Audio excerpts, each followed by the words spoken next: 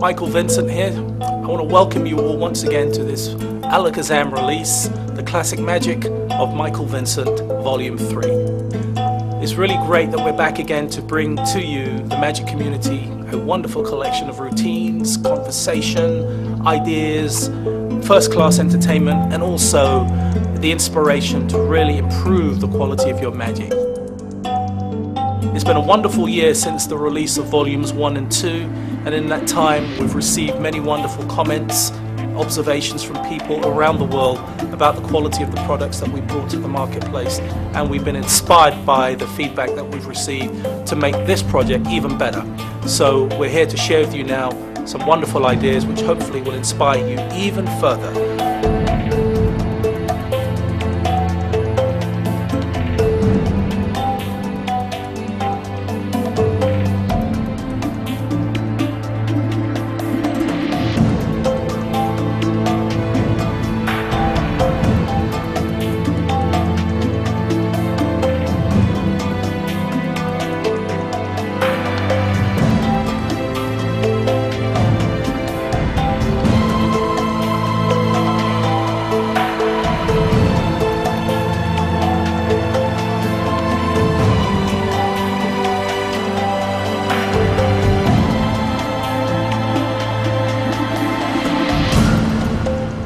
I had an interesting experience last year. We were in Las Vegas, Peter and I was talking to some of the gamblers in the casino just about cons and proposition bets. You saw one a little earlier, and he showed me a fantastic scam. Would you like to see it? Yes. Absolutely beautiful, and more money is being won with this little scam now on the Vegas Strip than cutting to high cards or the old-fashioned three-card Monty. And this is called the Las Vegas Hustle, and it only uses a few cards. 10 cards to be exact, okay? 1, 2, 3, 4, 5, 6, 7, 8, 9, 10. And the way it works is you basically bet on the turn of a card, but I want to add a little bit more context to this. Just like in Texas Hold'em, I'm going to allow you to make some choices, but you get to hold card for yourself, okay? So which card would you like for yourself? That one. Do you want to change your mind? No. Keep in mind, you're making all the decisions now, okay?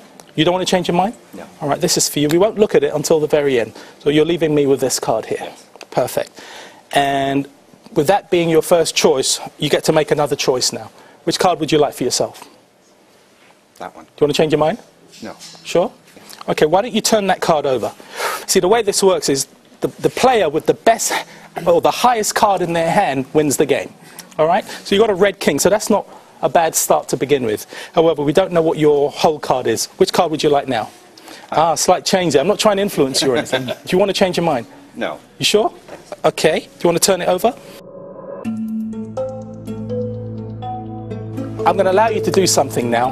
I'm going to allow you to peek at your hold card before you make your choice, okay? Okay. And then you can decide on which card will suit your hand to give you the best possible option.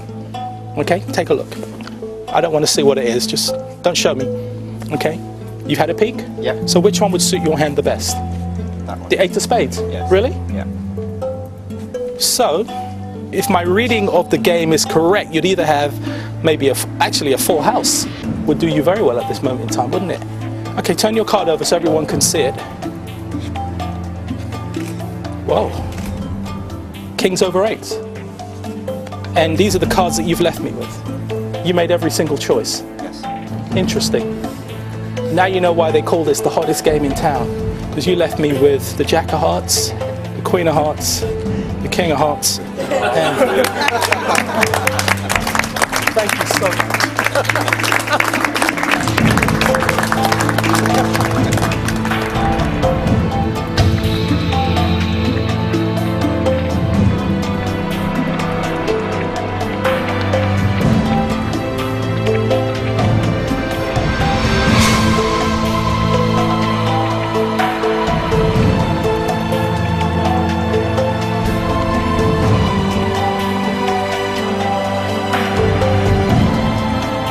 Something very straightforward here.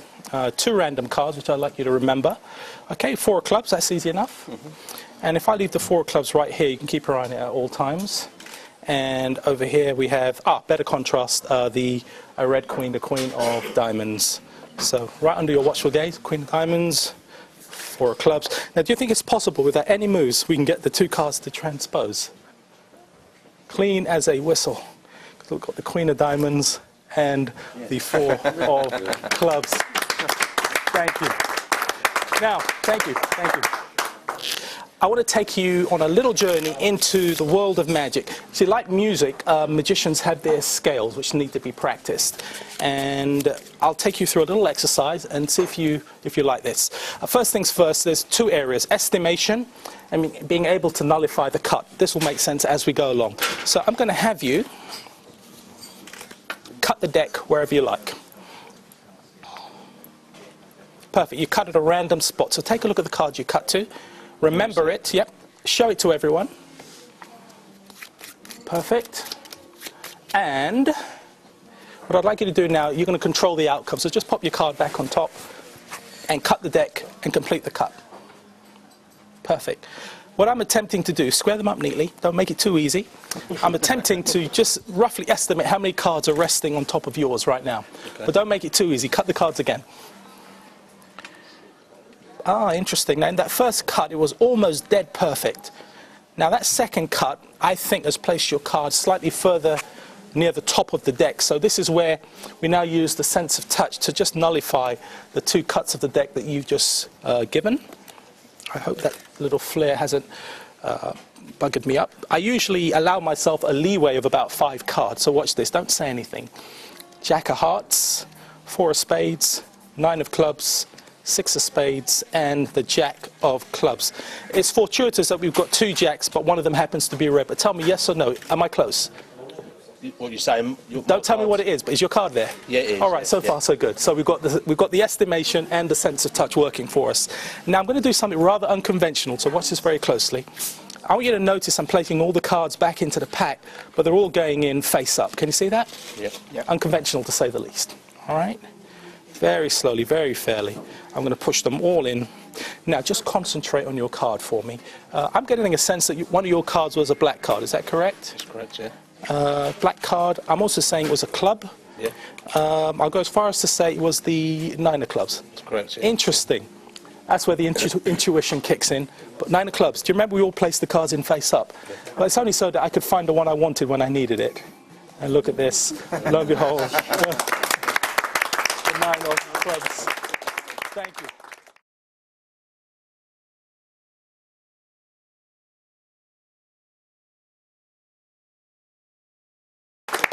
Thank you. Now, I hope you don't mind me saying this, but you actually gave the game away. Did I? Yes. When I dealt the cards onto the table, the tip of your nose went like this ever so slightly. And I don't know, do you have any poker players here tonight? Yeah. Texas Hold'em? You play Texas Hold'em? You know what they say, you play the man, not the cards. Classic tell you gave away there. So it's all about keeping our emotions under control. Do you mind if we take this a stage further? Yeah. Right, I want to try this with both of you, actually. Shuffle the cards up, nice and impromptu. We're going to use the ability to read non-verbal communication to see if we can produce an interesting outcome. Here, okay? All right, perfect. Now, rather than physically remove, and when I turn my head, I'm going to release the cards very slowly. Just call out stop and take a peek. I won't look. Stop. Got it? Yes. Happy with that one? Yes. Excellent. I just need to study your facial expressions right now. Do you know what? This is going to be very easy. Okay, excellent. Just hold that steady for me. I just need a base point to work from, and then I'll see if I can manipulate that throughout the demonstration. Would you like to call out stop as well? Stop. Got it? Yep. Excellent. Now, did you say you play cards as well? Sometimes, yeah. A little bit, to say the least. Okay, here's the point. Don't say anything. Don't look at me. Look at the cards. I'm going to study your facial expressions as the cards go by. And if you should see your card, don't go, ooh, there it is, or give anything away. And I'm just going to go very slowly so you can see all the cards, each and every card as they go by. Do you know what? You'd make a very good poker player because your expression is somewhat neutral. Okay? Mm-hmm. Excellent. But believe it or not, I've done this often enough to know you've given me all the information I needed. All right. I'd like you to do the same. Have a look. Okay. But I'm going to make a few selections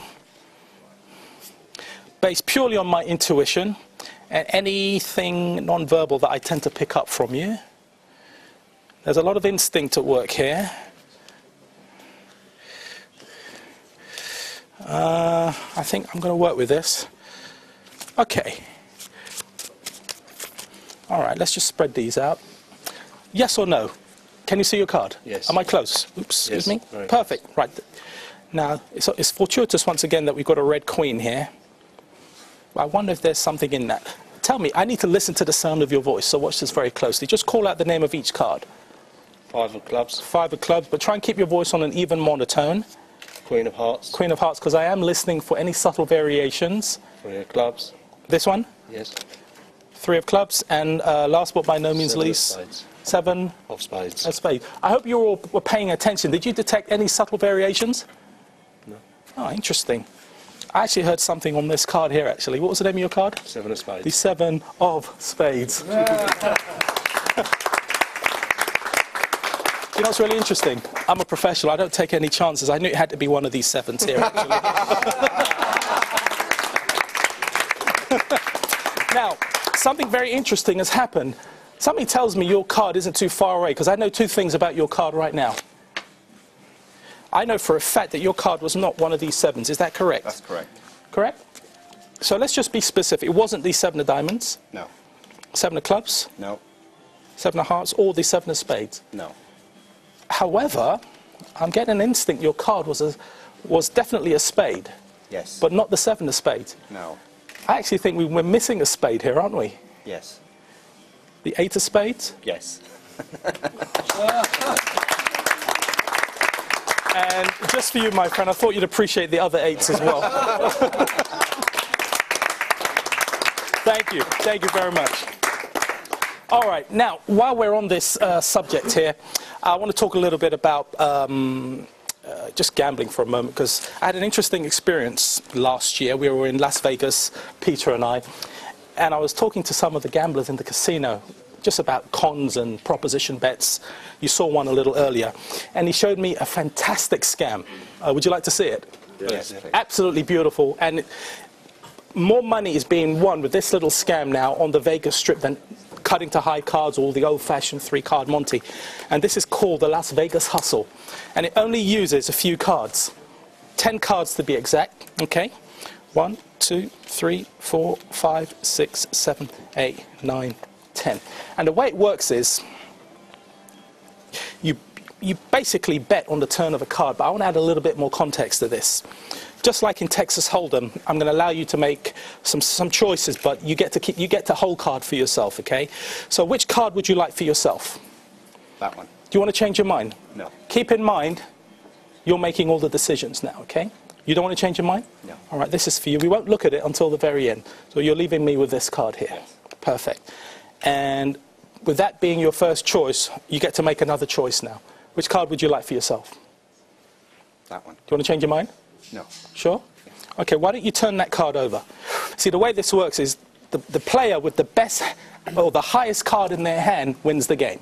All right? So you've got a red king, so that's not a bad start to begin with. However, we don't know what your whole card is. Which card would you like now? Slight change there. I'm not trying to influence you or anything. Do you want to change your mind? No. You sure? Okay. Do you want to turn it over? Kings and 8s reminds me of the Dead Man's Hand, Wild Bill Hickok, Kings and 8s. So Kings and 8s, mind you may have 2 pairs depending on what your whole card is. Okay? Which one would you like now? That one. Sure? Yep. Okay, turn it over. Pair of kings, possible 2 pairs, possible 3 of a kind. And keep in mind, if we were playing for real money, the player with the best hand wins. Okay? Now, because this is the final card, let's have a look. We've got a 10 of hearts here, and we've got an 8 of spades. I'm going to allow you to do something now. I'm going to allow you to peek at your whole card before you make your choice, okay? Okay. And then you can decide on which card will suit your hand to give you the best possible option. Okay? Take a look. I don't want to see what it is. Just don't show me. Okay? You've had a peek? Yep. So which one would suit your hand the best? That one. The 8 of spades? Yes. Really? Yeah. So, if my reading of the game is correct, you'd either have maybe actually a full house would do you very well at this moment in time, wouldn't it? Okay, turn your card over so everyone can see it. Whoa. Kings over 8s. And these are the cards that you've left me with. You made every single choice. Yes. Interesting. Now you know why they call this the hottest game in town. Because you left me with the Jack of Hearts, the Queen of Hearts, the King of Hearts. And thank you so much.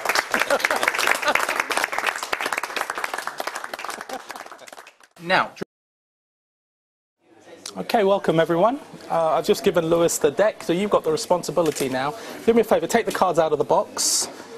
Excellent. And I'd like you to take out all of the jokers, any advertising cards, and then give your cards the cards that your best shuffle. Excellent. I can always spot a card man from the moment they take the cards out of the box. A card man in training, outstanding, in a good shuffle as well. Bravo. You've done this before, haven't you? Are you happy with that shuffle? Yep. Perfect. Okay. Nice, well mixed. People have often asked me, what is the most challenging thing that can be done with a deck of cards? And I think in the world of the professional gambler, I mentioned this earlier, but cutting to high cards in the proposition bet is very intriguing, especially if someone else has shuffled the cards. And I noticed you gave the cards the traditional riffle shuffle. If you go into a casino, you'll very often see the croupier shuffle the cards with them flat on the surface of the table. Oh, I'm going to attempt an almost perfect shuffle now. And based from where you're sat, right, Lewis, watch this shuffle. And just weave these together. Can you see how they're being nicely woven together? Can you see that? Yeah. Excellent. So at this point in time, you shuffle them, I shuffle them, thoroughly shuffle. This is something I've been working on since the age of 15. Thoroughly shuffle deck. Nothing on the hands.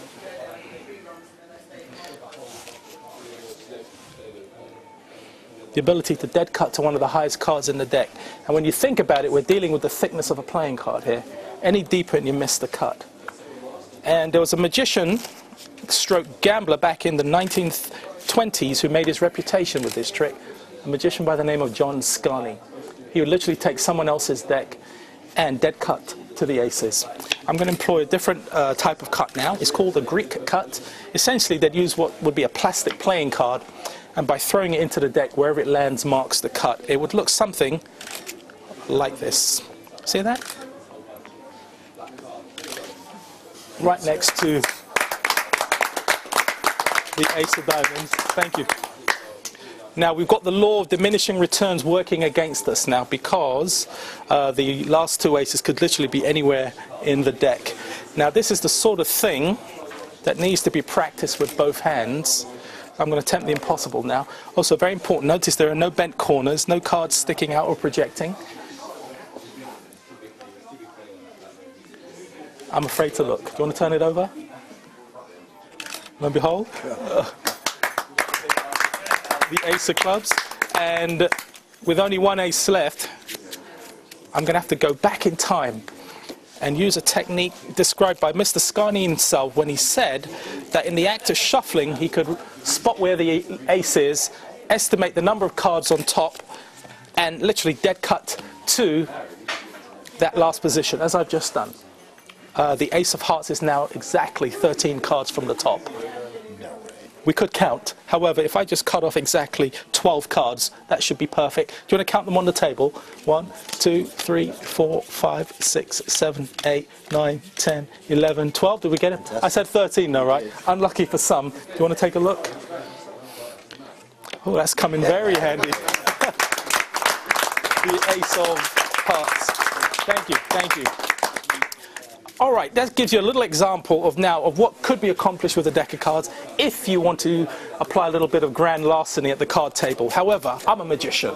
I find the gambling interesting, but it's the magic that inspires me. So I want to try something very special for you now, using a card of mystery. So will you do me a favor? Just divide the spread wherever you like. You're going to isolate one card. Okay, which one would you like? This one or the one underneath here? The one underneath. This one here? You want that one? Yep. Look, we won't look at it. I'm going to pop it into my pocket, right here, out of sight, but not out of mind. All right. And what's your first name, sir? Ken. Ken. Ken. Do me a favor. Take a card out. Anyone you like. Perfect, Ken. Take the card, look at it, remember it, and write your first name across the face of the card. Don't let me see it. Make sure you show it to everyone. I'm going to try something quite unique here. Splendid. All right, I'll take the pen back. Bravo. All right, it goes back in the pack. Now, I'm not going to shuffle the cards. I'll leave them exactly as they are, with your card roughly somewhere around the middle of the deck. I'm going to see if I can replicate an exact duplicate of your card. And I'm hoping it's the King of Diamonds. That is how you sign your name. However, the one that you actually chose is the one you placed in the middle, right? However, I'm a perfectionist. I always like to keep one on the bottom as well. Just makes life a little bit easier for us. However, I want you to keep your eye on this area of the deck right now because something interesting will happen. You get another King of Diamonds with your name right across its face. Now, you do realize for this trick to work, you need 4 identical playing cards. And each one happens to have your name written on it. See, this is the one that was near the top. This is the one that you signed and placed in the middle. Of course, this is the one that was on the bottom of the deck. And not forgetting the one that we were able to recreate face up in the middle of the deck. Now, thank you, sir. Now, can you imagine playing poker with 4 King of Diamonds with your name written on them? See, this is where the craft of the magician transcends the gambler's craft at the table, because I can take one of your kings and transform it into one of the aces. Of course, a single ace by itself won't do you much good. However, a pair of aces is a slight improvement. Okay, with these 2 remaining kings, I can transform this one into the 3rd ace, and watch very closely, that last King of Diamonds into the ace of spades. There we go. Thank you. Now, do you know what's really interesting? Do you remember the card you touched at the very beginning? Yeah. Which we placed into my pocket? Do you know what's interesting? It's actually the 4 aces. Which gives us your King of Diamonds right over here. Thank you very much. Thank you, thank you, thank you. Wish Luna.